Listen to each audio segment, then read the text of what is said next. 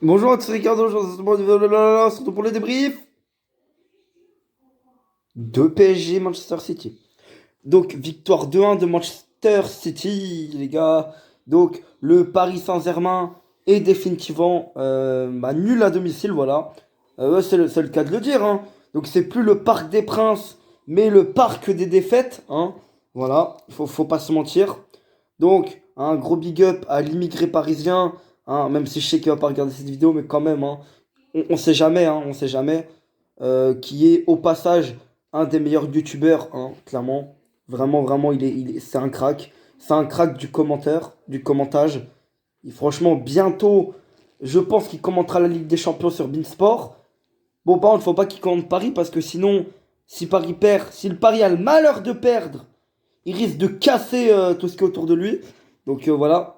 Mais c'est un supporter très passionné qui aime son club, bien évidemment, hein. Et l'immigré parisien, c'est vraiment, vraiment, vraiment, c'est vraiment quelqu'un qui nous fait vivre le match.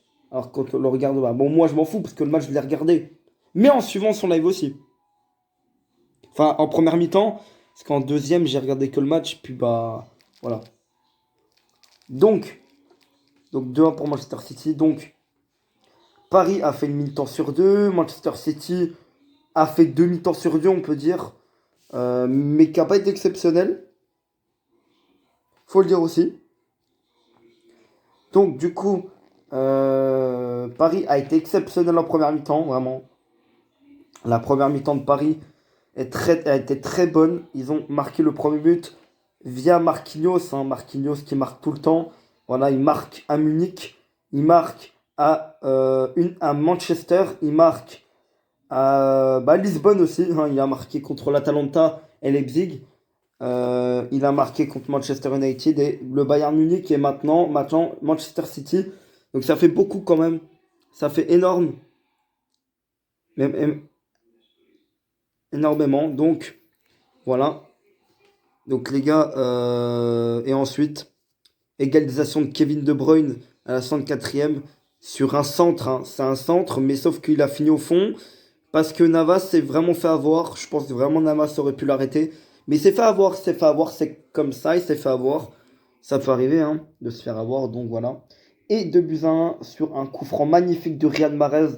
Le coup franc est magnifique. Un peu de chat, oui, c'est vrai, parce que le coup franc passe entre Paredes et Kipembe.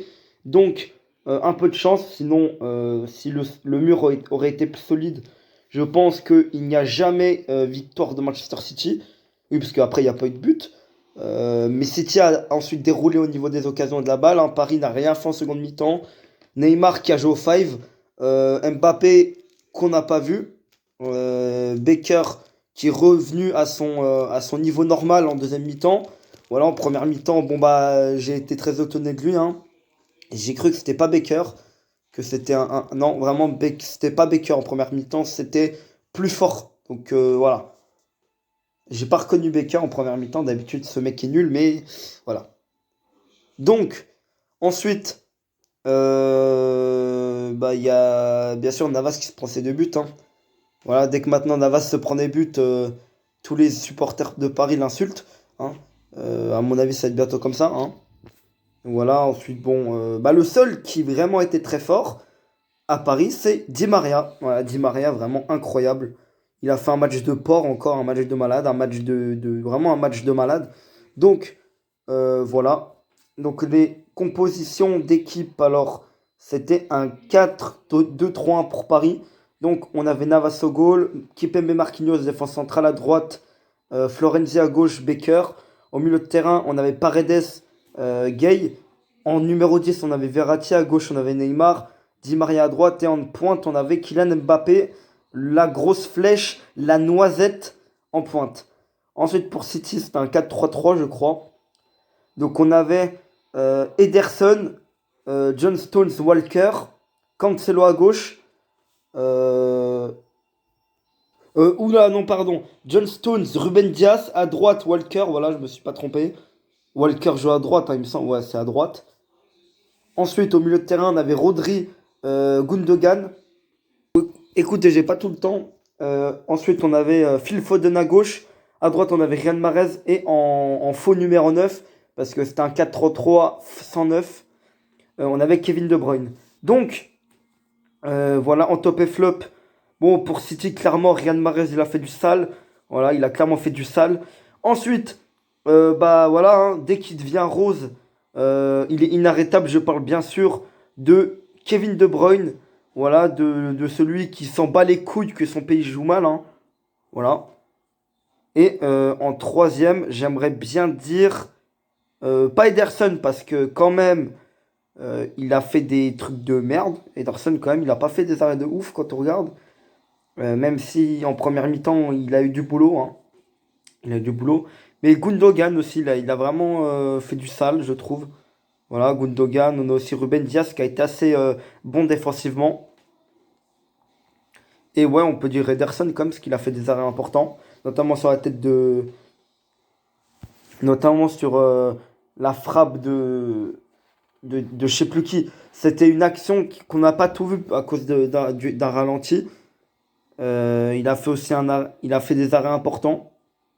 J'ai plus tous les arrêts en tête. Et puis bah pour les flops, il y en a pas. Il y en a. Oh non, il y en a pas les gars. Il y en a pas. Foden n'a pas été ouf. Mais il n'y a pas de flop. Bon, pour Paris, en top, bah, j'ai envie de te dire, là, il y a des top et des flops. Hein. En top, Marquinhos parce qu'il a marqué. Di Maria, bien évidemment. Et en flop, on a Mbappé, Neymar. Voilà. Et Baker.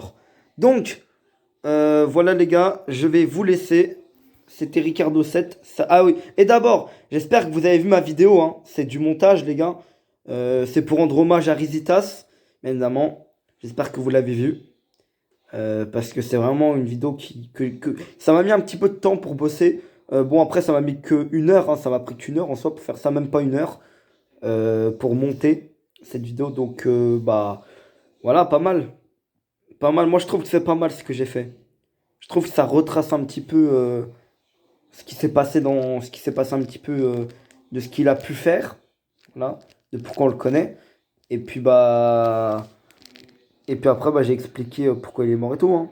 Voilà. Et puis bien sûr, j'ai montré la vidéo émouvante de quand il était sur son fauteuil, fauteuil roulant. Fauteuil électrique, je crois. Ouais, fauteuil électrique plutôt. Euh, voilà.